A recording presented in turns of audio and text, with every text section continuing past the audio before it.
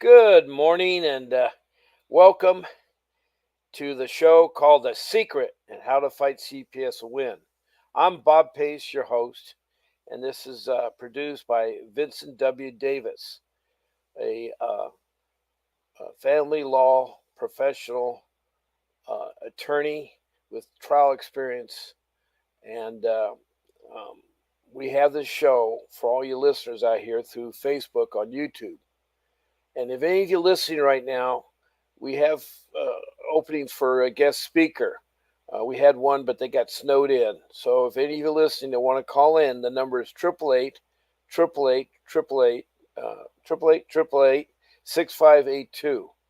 And the number is on the lower part of the screen that you're seeing. This is a live broadcast, and um,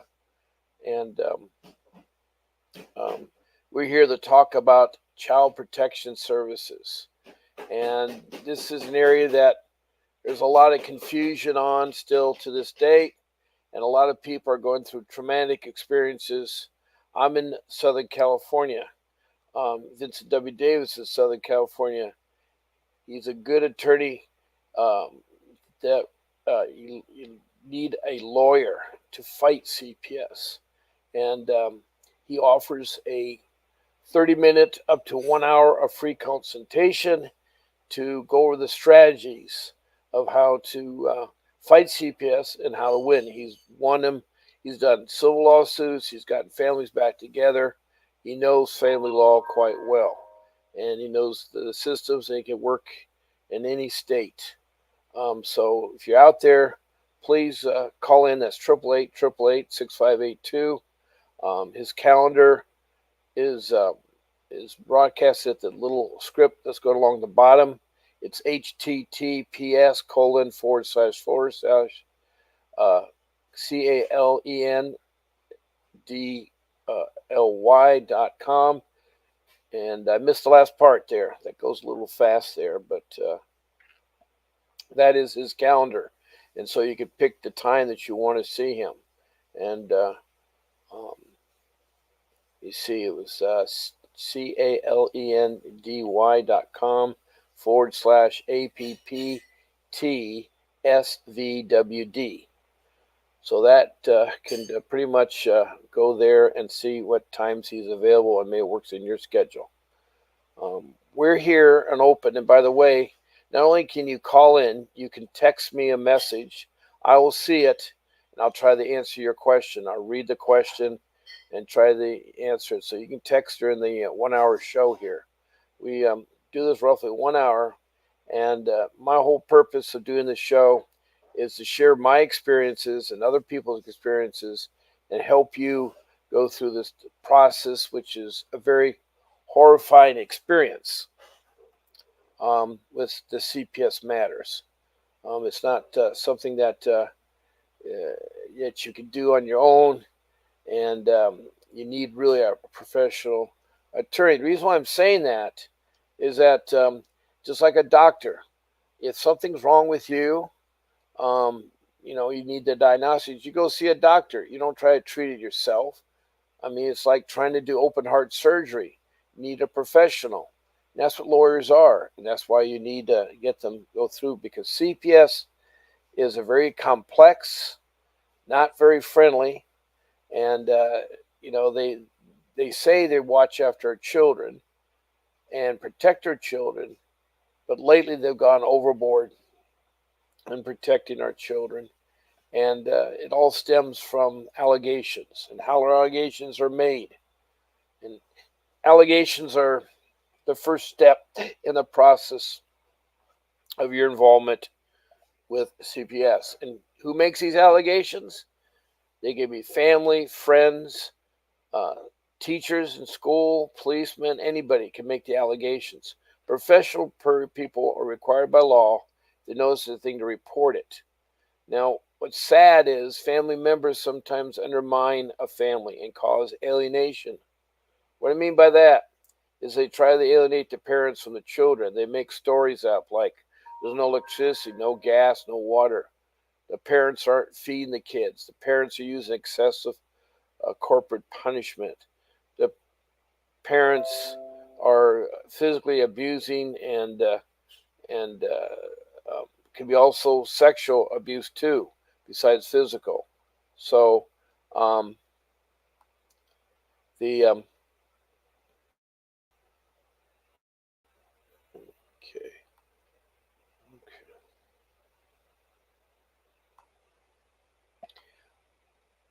Now,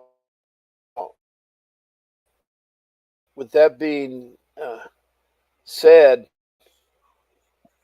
is okay. Wait a minute. Did we lose? Okay, we lost a picture for a second. Okay, I thought we lost a picture for a second. Okay. Um, some things you got to need to know. First of all, it may be a different name in a different state. It may not be Child Protection Services. It may be a different one, but they all have something in common. Now, I've talked to a vast number of people in a lot of the states. It seems that they have something in common. All of them have something in common. They have an incident where allegations are made, and then they don't know what to do, and they let their guards down and so forth. You don't need to allow CPS in your home, or you don't need to talk to them, even the police, without a court order search warrant. Something specifically says they need to search your house, signed by a judge, and it gives the details of what they can do and what they can't do. Problem being is if you allow them in, like I did in my case, you open up your home and you talk, you end up saying things that they maybe take the wrong way or whatever on that.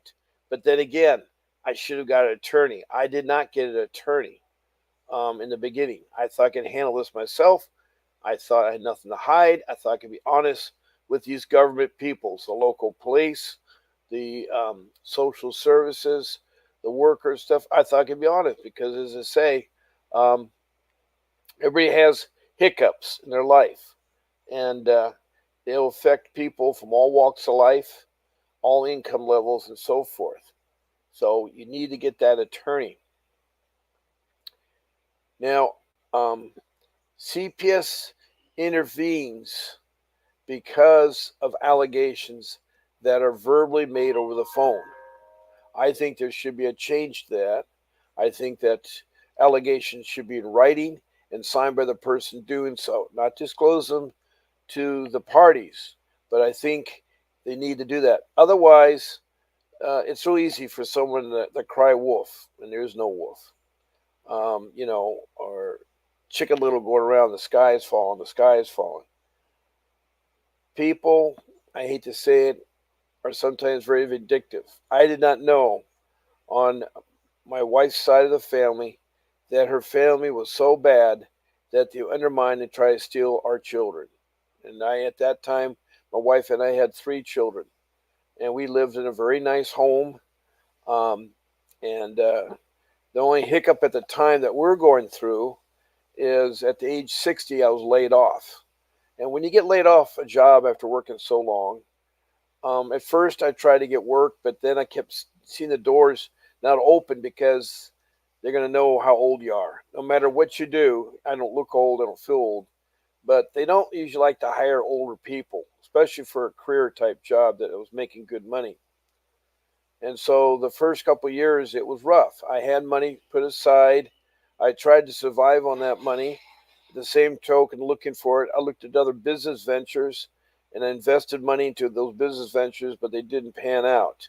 I had my retirement, had a lot of years of retirement, but it was shot through because I lost half of retirement in the 2007 when the banks collapsed and the investing of my retirement was into bad stocks, and it not through me, but our company had a group that decided to pick and choose, and what happened is I lost half of retirement. I'm talking a good 40 years of retirement, and so um, that was a hard thing to swallow.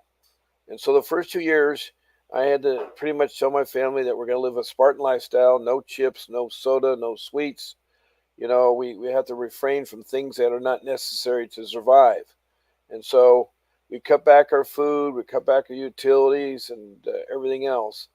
And um, it was really, really, really, really, really hard. Um, Having CPS is intervening with your relationship with your children is terrifying. It's very terrifying because there's a lot of unknowns. And also at that time, I did not know that CPS is corrupt or lies. I did not know that CPS was a money making business where they wanted to um, make money off our children. And you say, what? Make money off your children?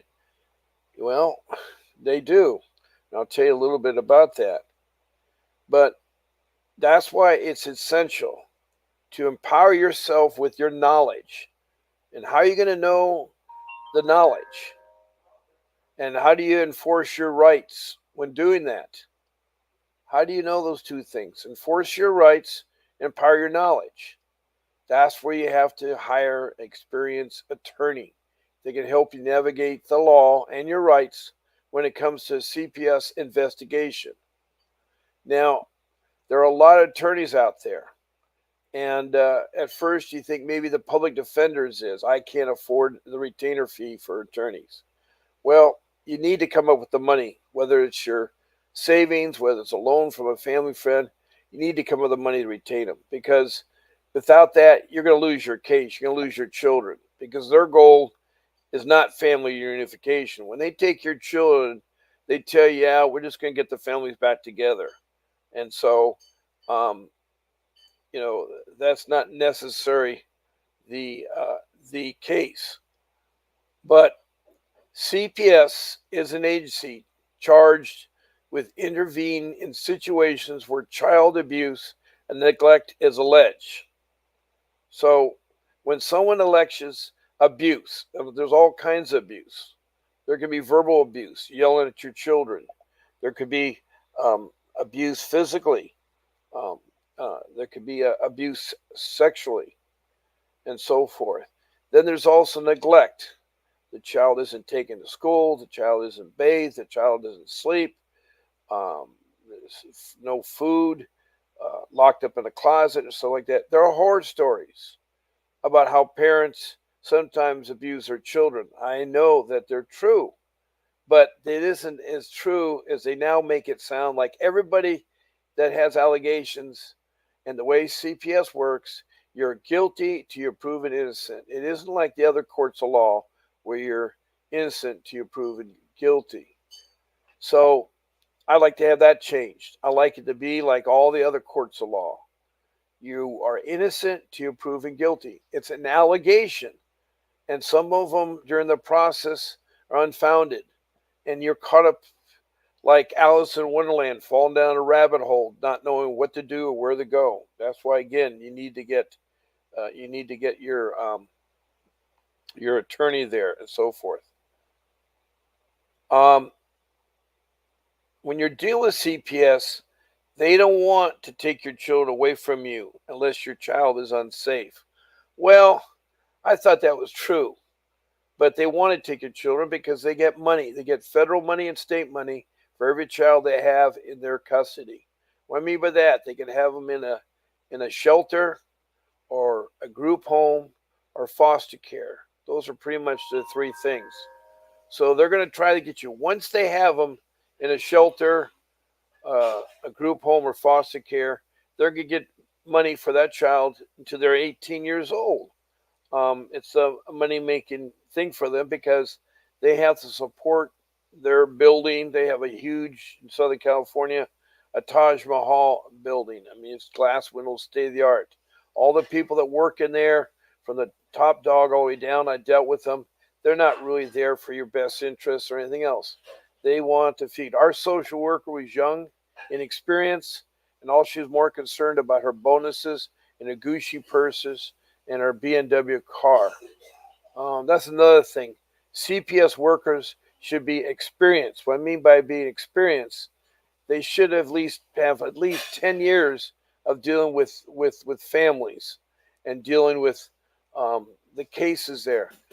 When someone isn't married, very young, 23, 24, trying to handle a case with parents and they don't know anything about children or taking care of them, it's ludicrous for them to sit there and dictate to you. what to do or what you didn't do or what you did do. So, um, with that being said, I think they need to change that. I need to change it so that they're experienced workers. I think young workers that start in the field, they're educated, need to go through a 10-year process. And so what you do is you start them off and they sort of follow the experienced social worker to learn the business, because that should be where the person is young, you get her 10 years with older people close to retirement. So they should latch on to people that are experienced. They'll learn so much with those people there. But it's a, it's a,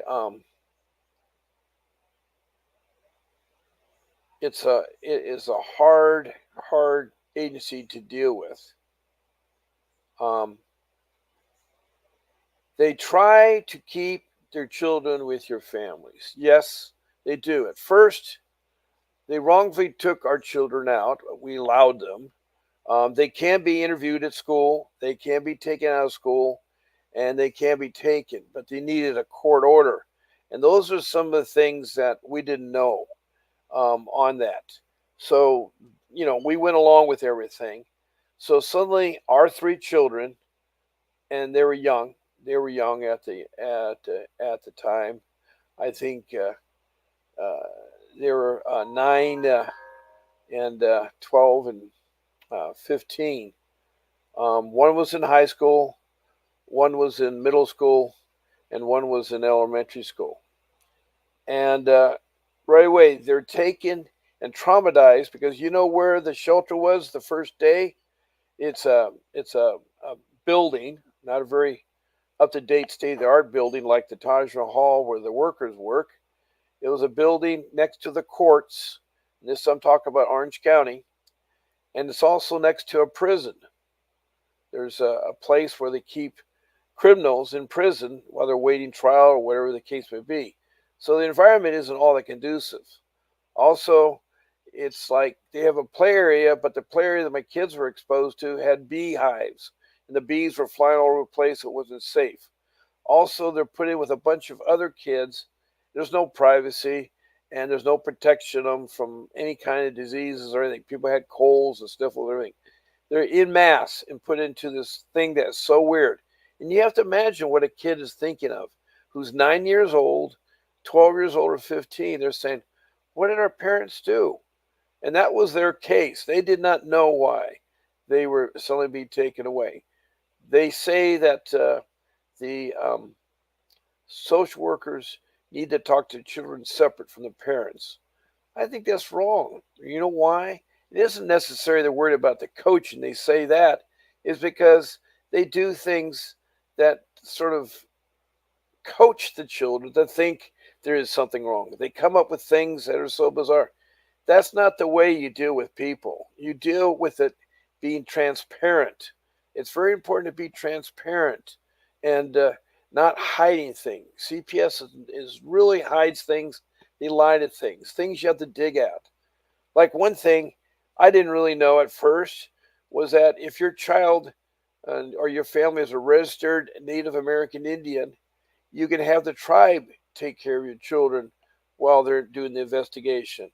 But you got to be registered, and I did not know that. But I found all about that later, and I dealt with some people from the Rosebud Reservation in South Dakota, and that's really sad. They are taking away Indian children. They've always taken away. The Native American Indians has really been a bad case where it's been really abused. But anyway, if you have and you're registered Indian with certain tribes, and the tribes will say you are, then they can take in custody of your children and help you get them back. And they're a lot better to work with than it is with the child protection services here with social services.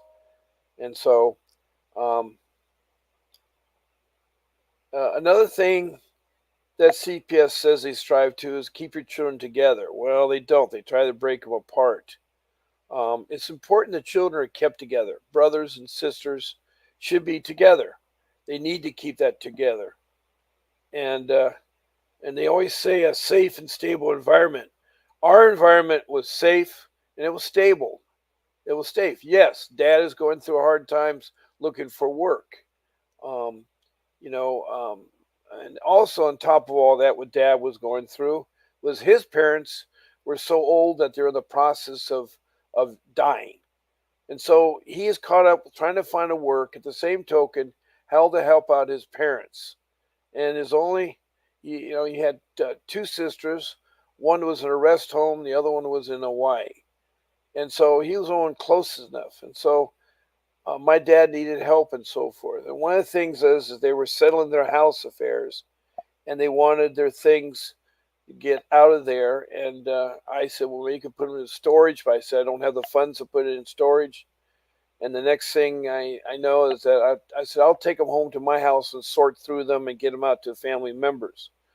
Well, I live in a beautiful home. It was a beautiful, beautiful home in a private neighborhood. And they have CC&Rs there. And you cannot put belongings, even if they're stacked neatly and orderly and you got a tarp over them, on your driveway apron. So I had to move them in the house or in the yard or on the porch, anywhere I could find a space for them, sort of out of sight. Well, at the time I'm going through, I had uh, some landscaping that needed to be done because it was getting overgrown. And it was really a lot of hard work for me as you know, by myself. And so um, I used to have some gardeners that helped me and so forth, but I couldn't afford them right now. Money was tight. That was one of the sad part about it because if I had money, I would have put my parents' stuff in storage. I would have hired professional people, and it would have gotten as bad as it did get there. Also, if I knew that my wife's family was interfering, we would put a stop to that. Also, if I knew that we have a attorney involved and need to fix this, that would have been good. But I didn't.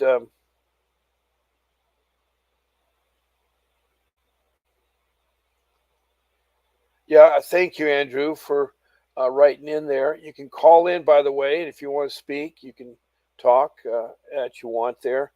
I'm glad that you find the information helpful. There are listeners out there, and hopefully the stuff they're presenting to you is like a layman um, thing there. And Andrew just says he finds it very helpful. Um, so, at first, when my kids were wrongly taken from me, and it was a trick. CPS is tricksters.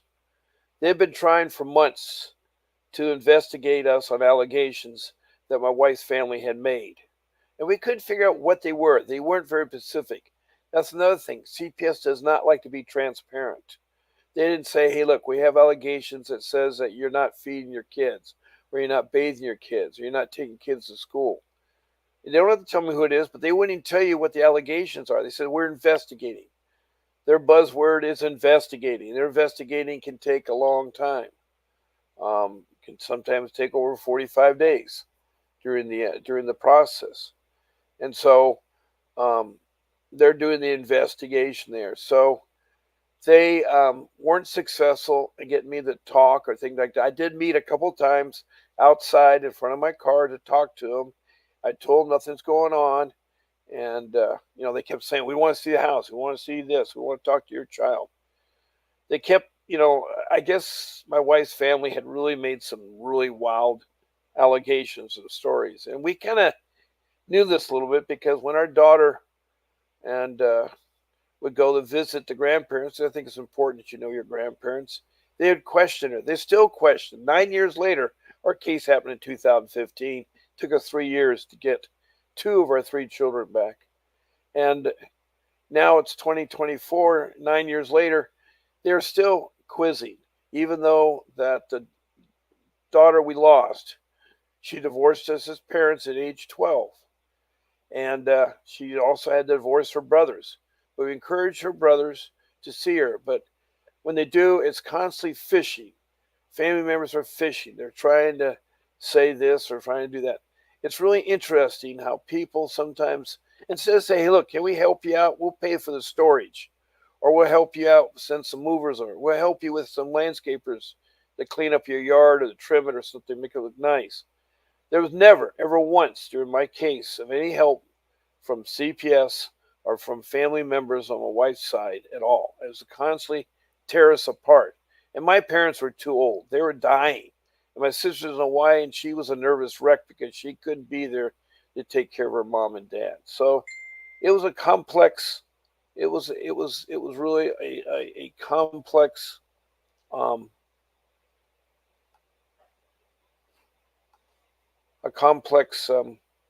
matter. And so I'm trying my best. Again, I didn't have an attorney, which I should have. So a week after they take her children, they have what's called a planning to see where they're going to house your children. They felt it was unsafe. And by the way, when I was finally tricked into coming to my house, I was followed by a detective who found my car at school where I picked up my young son. He followed me for 5 miles, which was really strange because I didn't know anybody was following me. It was an unmarked car. And then coming from the other direction was a black and white police car who made a U-turn and came up behind me with his lights flashing and pulled me over. And all he was saying is that you didn't stop at a stop sign. I said, which stop sign are you talking about? And he says, well, the gentleman behind me will be able to tell you further. Apparently, he didn't know the stop sign. He didn't see the incident. And I should have told him right then, if you saw something, write me a ticket. Write me a ticket and we'll go to court about it. So I had done what the detective said was a California stop, meaning that myself counting 1, 2, 3, not long enough. I think you have to count to 5. It isn't written in the vehicle code, but they want you to sit at that stop sign. And so, and of course, stop sign's at the bottom of a hill. So, you got momentum there to take it like there. But I stopped and I looked both ways and then I proceeded to go ahead. But anyway, he comes walking up to me and says, I want you to follow me to your home. I said, why? And at that time, I should ask him, do you have a court order? Because meanwhile, my wife is waiting to be picked up and she was downtown and I was going to pick her up. He said, no, don't get your wife. I said, well, if there's something involved in her house that involves you, I definitely want her there. So he said, no, you follow me. Well, I should have exercised my rights and said, unless you have some type of written court order, I'm not following you. And unless you want to write me a ticket and give me the ticket, so be it. We'll settle that in court. Those are things you don't think about. You're thinking about that the policemen are honest, you're on your side. So I follow him back to the house with my young 9-year-old son. He's 18 now, but he was 9 years at the time they had him, and he was scared. He didn't know what was going on. That's one thing. It's very traumatized to have undercover detective stuff. It's almost like they had some type of serious matter. All that CPS did is lied to the police.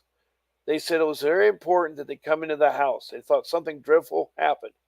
Well, when I show up with that police detective, there was 2 other policemen in uniform, 3 social workers, 5 firemen, and 2 code enforcement. You had 15 people. And I said, geez.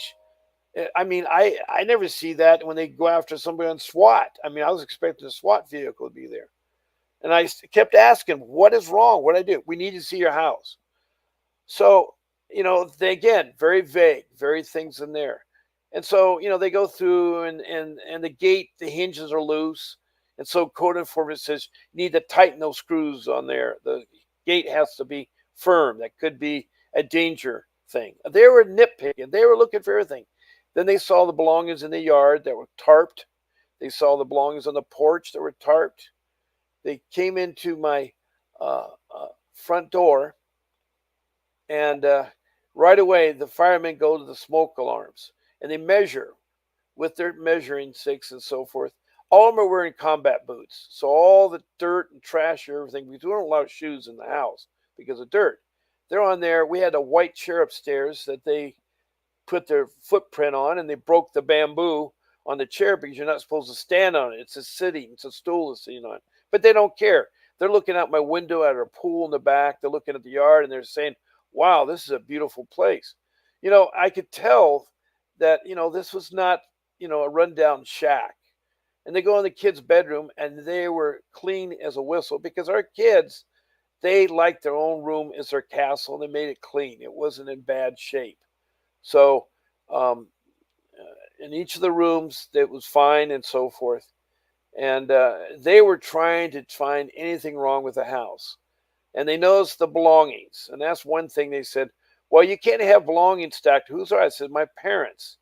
Well, that could be dangerous. Those boxes could jump up and knock the kids down.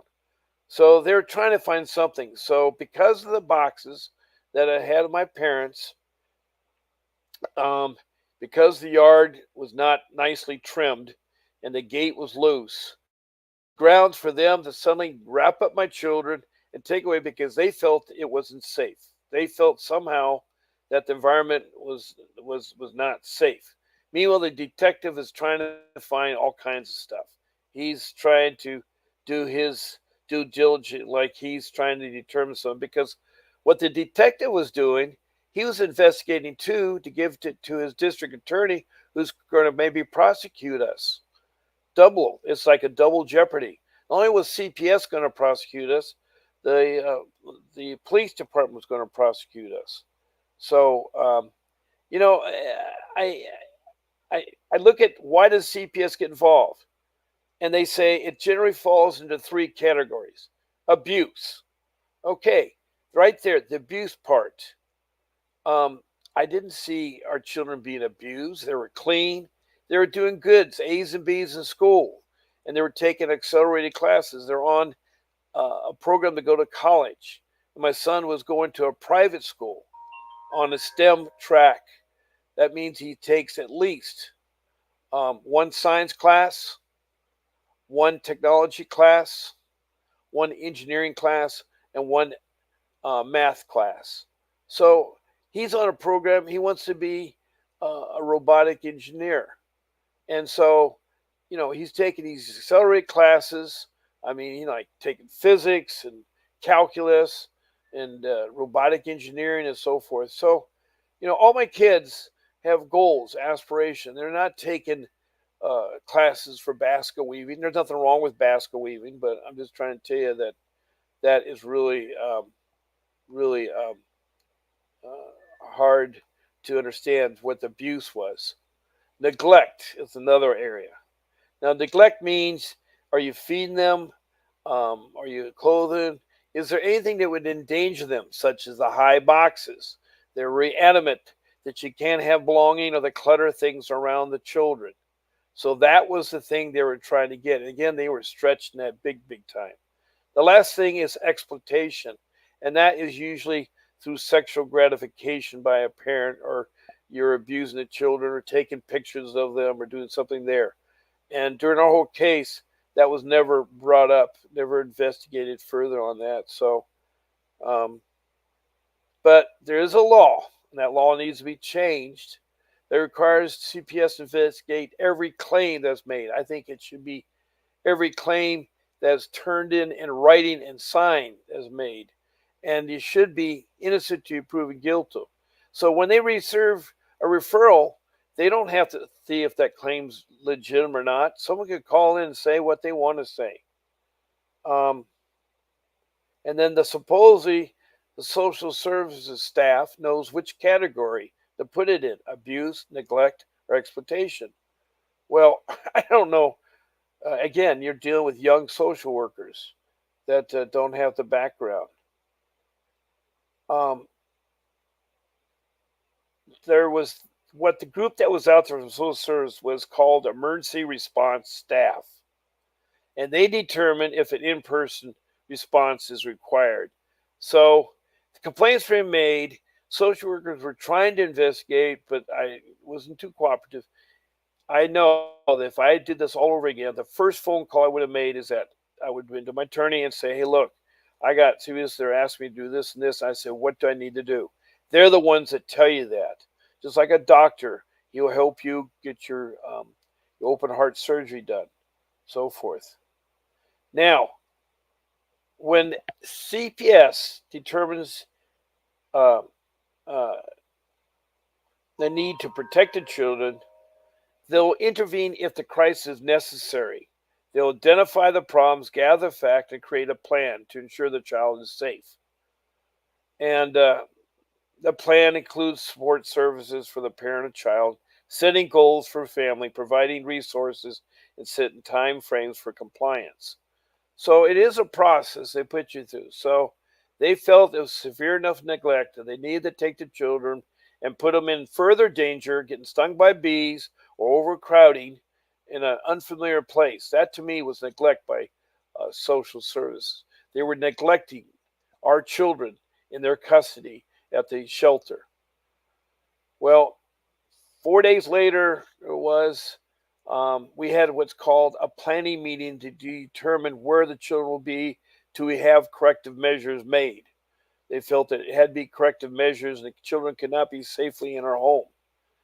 And so we said we wanted to be with a family member. So my wife had a sister who was married and who the kids knew and visited them and felt comfortable with them that they would take care of her kids while we're going through corrective measures that CPS thinks that we needed to have done.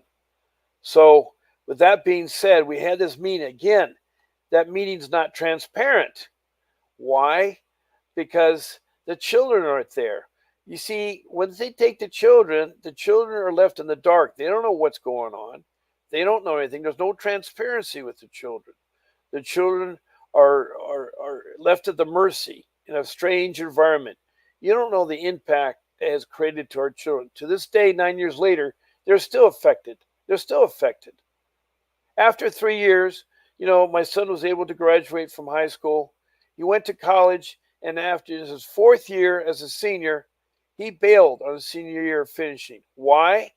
Well, we tried to understand it. We thought maybe it was the COVID because he was, alone and stuff like that. But he was in his own apartment with a roommate at campus going to school and working on his college degree when he told me one day, Dad, I can't take it anymore. And I said, What's wrong? He says, I think school is a waste of time. I'm really, it was really sad. And of course, what do you do as a father? He's 23 years old. He's almost finished college. I said, Well, son, you need to hang in there and hang it out. And I said, Well, if you have to, please come home. So I welcomed back into the family. And I said, Well, the place we're living, it wasn't our home. We lost our home, by the way, because of CPS, and lost a beautiful home because of them.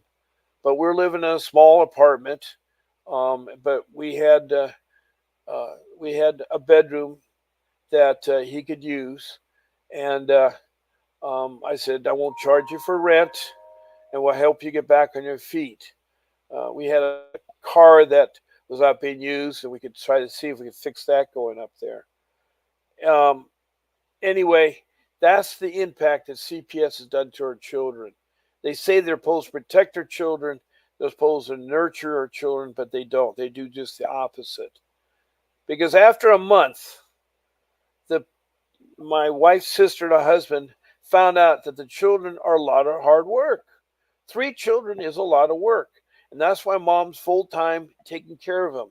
That's why she's voted. She'd rather out there be working, but she loves her children. She helped me because I was working a job that could afford us to take care of her family of of um, of 5. And so we have a large family, by the way. We have other children that are grown up and they're leading very successful lives. So we have older children too. So this isn't uh, our first rodeo. We've raised three beautiful children right now. Actually, 4 beautiful children. They're all successful. They're not homeless. They're not on drugs. They're married, and we even have grandchildren. So to say that we're bad parents, how could our 4 other children do so well if we're such bad parents? I mean, I'm just, one is a major in the Air Force, um, working as a JAG lawyer. Another one is a counselor at a community college. Uh, Another one is a school teacher, and um, it's those three are older children. There are doing quite well. And they're married, they have their own homes, they're self sufficient. They don't come around and say, hey, dad and mom, we need money or we need that. So to say that we're bad parents, I'm still trying to understand that. I am still trying to understand they say that we're bad parents. By the way, I want to mention Vincent W. Davis. He is a licensed professional family law attorney with trial experiences. He is available for you to do a 30-minute to an hour free consultation with strategies of how to fight CPS and win. The number to call in is 888-888-6582 and ask that you want to speak to him and retain him after talking to him. Um, he also, that number, 888-888-6582, is the same number you call if you want to speak on the show. If today you want to speak, there's still time. We have about 20 minutes left of the show. There's still time to talk. Again, you can text in messages. We had um, uh, people there um, um, that you can come in there and stuff there. Andrew Branson is talking again. He's texting me some messages. And yeah, big contrast. Yes, is definitely. I'm trying to give my experiences related to the actuality of CPS, which you'll find that they are not what they say they are. They are strictly for money. So after the family living with the family, my wife's sister and husband, we found a group home, and that was good because all three could be in there. And by the way, you're supposed to see your children. And I never saw my daughter when she was picked up. And my wife started seeing her, but then they turned against her and she was denied visitations with her daughter. We could see our two boys, but we couldn't see our daughter. Because why? They're manipulating. They are manipulating behind the scenes. You should be able to see your child, especially under monitor visitations. How is a child supposed to understand if they don't ever see her? She eventually divorced us because she was coerced and brainwashed, thinking she'd have a better life with some adopted parents, and that I guess they were rich enough to give the things that she was used to. I mean, we used to have Disneyland tickets, okay, but I can't afford those anymore. My income without working was sparse, and my savings were being used up, and so forth. But we still loved our kids. We still thought of important things like food and clothing and housing and so forth. Okay, so we got them into a group home. There, they were taught how to keep your hands at the side, not show any loving, not show any caring to the parents. They were forced not, and they could not say anything. They could not discuss the case. They could not answer their questions. They don't know if mom and dad have abandoned them or what. My young son was scolded because he drank too much orange juice. Um, he was scolded again because he took communion from a layperson instead of the priest. I'm not here to talk about the rights and wrongs of religion, but he should be able to do what he believes in. Also, he went to join the young kids at mass in the back with a different theme or different involvement, and the monitor was so upset because she said, I can't follow him. And I said, you think that something's going to happen to him? It's like suddenly they were treating us parents like we were the worst parents in the world. We were, strangling our kids. We were torturing our kids. I mean, and the only thing they found, and by the way, the police decided to charge us with 3 counts of child endangerment, neglect with the boxes, and 3 charges of sex. And they didn't say what the sexual charges were. I did not know that that's a ploy they use to make you settle. After a year of dragging the thing out, we were offered a settlement. They said, we'll drop the sexual charges and drop the 3 counts of negligence against your wife as a misdemeanor if you accept it as a misdemeanor yourself and go through these horrendous amount of classes and costs and expense for a year. And you have a probation officer. You're drug tested every day, even though you don't do drugs. And it was like it was crazy. It was so crazy. Um, you know, the thing was getting so bad that every time I saw our kids, it got worse and worse and worse. No parent time during vacation, only supervised. Yes, you're right. There is no parenting time, Andrew. It's only, it's supervised visits where they're told what to do, what to say, and what you can discuss with your parents. We go outside to try to throw a ball around or play outside, and the monitors are sitting there like hawks, waiting for us to jump on our kids. It's funny. And the home, by the way, was run by Boys Town, and I thought Boys Town was a great organization. Well, I found out their goal is to help out kids that don't have mothers and fathers. If you have mothers and fathers like we were, they're interested in their kids so much that we went to every open house, every back to school, every social function, every functions. We had them in Boy Scouts, Cub Scouts, Girl Scouts. We had them um, um, and soccer. And so we had all that. Okay, here's another question, Brian. Horrible treatment in group homes. Kids are denied any voice whatsoever. Yes, you're right. You're right, Andrew. All Andrew is reinforcing what I know and what a lot of people know out there. The group homes aren't the best method. And I hate to say that Boys Town, I don't want to put them down because there's a need for them. They're in the Midwest somewhere, but they came out to California and they tried to run the Midwest mentality with California. The people they had representing Boys Town were so overweight and had a young child and disciplinary problem with their other child. It was like she was pregnant, they had a young child, and they're trying to take care of 8 kids in the home. The group home has other kids, so they're exposed to other things. And some of us were so lost, and they ran away and stuff. It's like, there's no protection.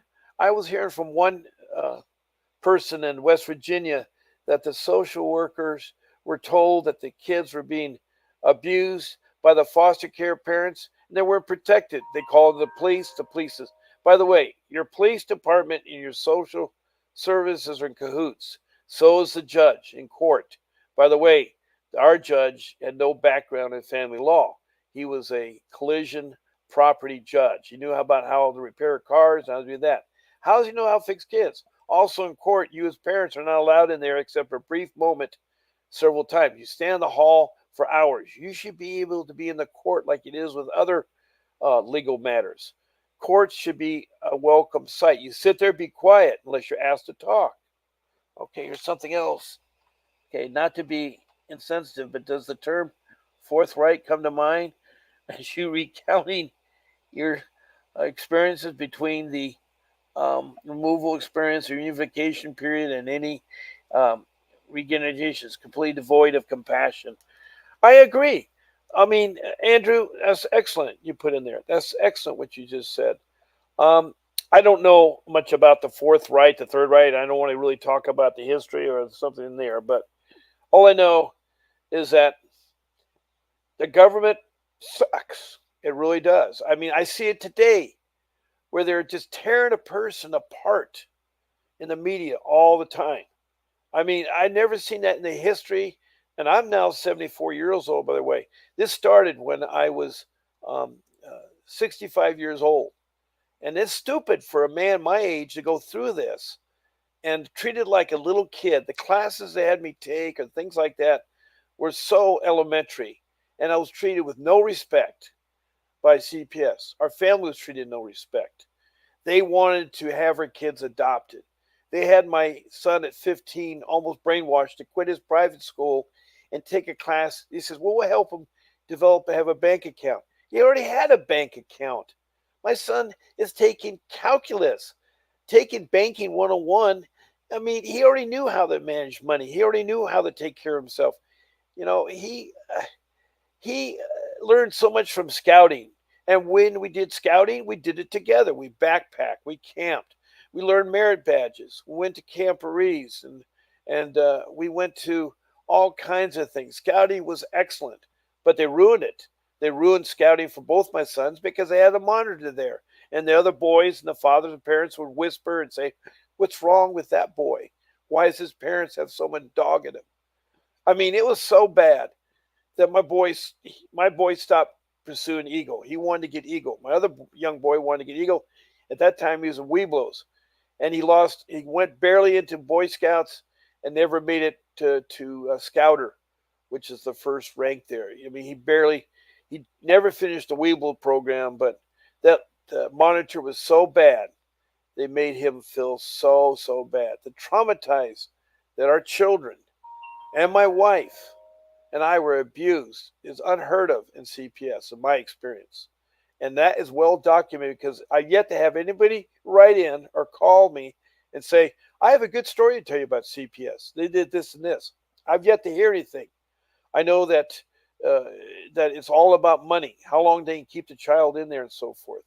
And they brainwashed our daughter into divorcing us. She was already, I mean, it was sad. She had no contact with her mother and dad. And what do you expect? She thought it was better. And right now she's having problems. When her sons go and visit her, she's not gone through college, completed college. Suddenly now, my three children, luckily my youngest son, who's now going to go to college, and he did something tremendously. He found a sport he loved, and he's was on the number one football team in the country, 4 years varsity. I mean, he has two national championships. I mean, it's very well to do there. But anyway, Andrew's writing somewhere. Were law enforcement used by CBS at the time of the removal? Yes, they were used. No, they were used. But the thing is, you didn't know the law. The law says in order for someone to take your children or to come into your home, they have to have a warrant. They have to have a search warrant.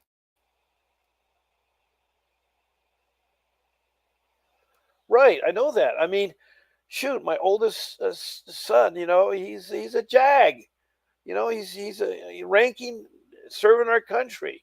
And my other daughters, one's a school teacher, one's a counselor, and one has a master's. So, and my young children, are all but one of them, the other daughter, the third daughter, isn't doing too well.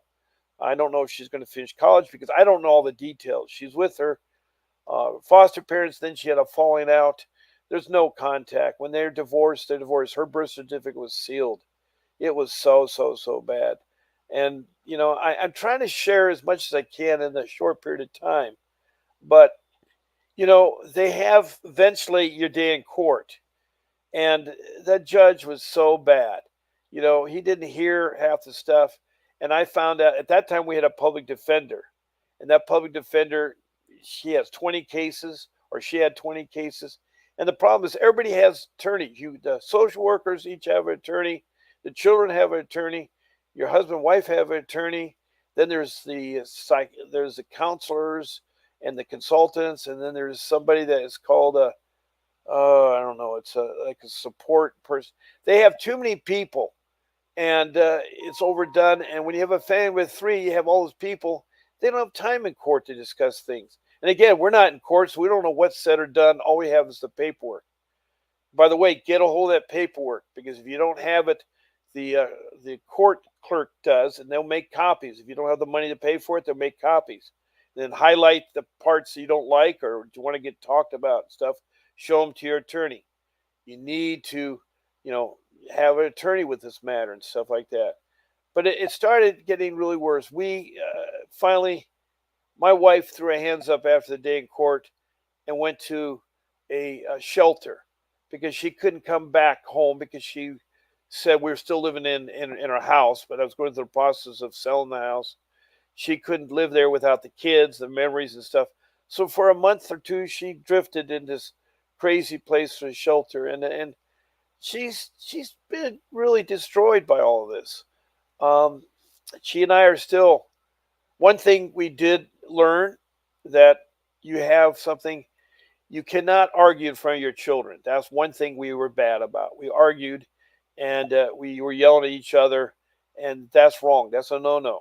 That's domestic violence, and you can't argue in front of your children. And we learned that you need to do a timeout.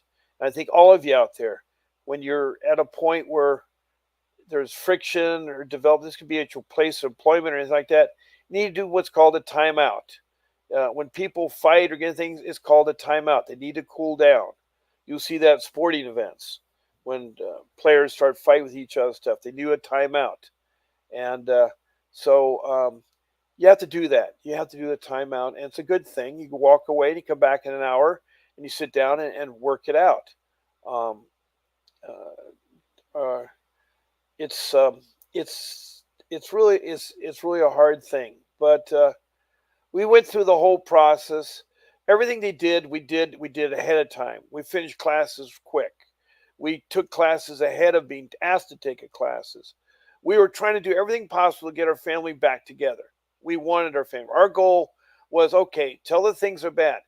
Well, finally we got an attorney, and that was Vincent W. Davis. And he helped us get our two kids back, and we lost a third child because she was too convinced that that the foster care was the way to go. And largely so, if you can imagine not talking to her for 3 years, through no fault, she probably thinks we alienated her. They were probably telling her, "Your parents don't want you. See, they don't see you." They don't tell her that we don't want to see. They don't want the children. The children should be involved in weekly meetings. When you're discussing things once a week, everybody comes to the table, the attorneys, the counselors, the therapists, whatever it is, they should come to the table and talk it out. The social workers. It should be transparent. You don't hide things from one another. You don't pit. It's alienation. CPS is a bad case of alienation with your parents and your children. They like to alienate you. They want your children to go continue on because they need their money. It's a money making. It's $1 billion business, and you can see it by just looking at their office building. Go down and take a look at it. You can see it off the freeway. It's a Taj Mahal, and I've been inside of it. I met the top dog, and they don't care. They do not care. They do not care. And yes, CPS is important. Social services is important. We need to help take our society, but there's too much abuses going on, too much power abuse going on, and the money part of the thing is we need to correct that. And so, um, with that being said, um, through the whole lengthy process of all the stuff it's taken and settling in civil court, agreeing to something I should never agree to this day. That was wrong. I should have just stuck it out. But they were trying to waive things. It's really unpleasant when they make up stories and lies. They know it's made up stories and lies. Um, so, with that being said, we did develop our good skills as far as talking to one another and taking time outs. That was really important. My parents are dead, and the belongings things are put into storage. I was able to get some funding for that, and so that part's taken care of. But I lost our home. I could not keep up with the mortgage payments. I had a very expensive home, and California is very, very expensive. I mean, I just saw today a gallon of milk is the same price as a gallon of gas. Now, I never could equate that milk would be as expensive as gas. Now, my gas is cheap, $3.99. To most people in the country, it's in the $2 range, and a lot of places are still $6. But the milk was $3.99 for a gallon of milk, and that's not a brand name milk. That's the low brand milk. And I just saw that today and thought, geez, gas or milk? Those are important things in there. But right now, I'm still looking for work. I have a lot of experience, and I'm working against my age. Also, I think there are probably rumors or social services put out bad things about me, and they probably don't want to hire me because of my involvement with social services. It's really a bad mark. It's a bad mark, and it's hard because I have to take care of my family. My goal is I'm a loving, caring dad, and my goal is to take care of my family. And so far, we have 3 older children doing well, and our 3 younger children. Well, we know 2 of them are hanging in there. I mean, the third one we really don't know for real, but the youngest one, he's going to go to college. He wants to go to college in the fall, and he wants to pursue. He was interested in going to the Naval Academy, being a fighter pilot, and doing all that, but now he's changed his whole mind. I think CPS has had him. He wanted to be an astronaut to go to Mars, but now he's going to become an actor, and he's going to do uh, media and theater and stuff like that. He's taking all these great classes at a private school. Well, it's getting close to the end of the hour. I've been talking. Again, I'd like to remind everybody that the phone number is 888-888-6582. That's the call in to talk to Vincent W. Davis, a licensed family law professional attorney with years of experience fighting cases everywhere. And he has fought and sued CPS too. You can sue CPS for the wrongness that they do. And he's won that case. But he'll give you 30 minutes up to an hour of strategies of how to fight CPS and win. And I want you to retain them because it'd be worth every dime you can get from your family or friends or whatever it is for the retainer there. Also, I want all of you listeners, if you want to talk again tomorrow, I'm on every day except Sunday at 10 o'clock Pacific time. And you can call in and you can tell me your story and you can share your thoughts and how we can make, the idea of getting families back together. We need to get our families back together. We love our kids. There's not one parent I've ever met that doesn't love their kids. And yes, we all have hiccups in life, but it's something that can be fixed and straightened out. And the kids need a mom and dad. They need their moms and dad, and so do the grandparents, and so do brothers and sisters. It's stupid the way that they destroyed my family. Why? I'm 74 years old. I still remain to want to work. I still want to work and provide for my family, take care of my family. So again, please call in, and I'd love to hear and speak with you. Okay, I think that concludes our show today. I want everybody to have a successful new year and much happiness. And please don't give up fighting CPS. You will win. You will win. And, it's a long road, but love your children. Take care of your children. And this is Bob Pace signing off.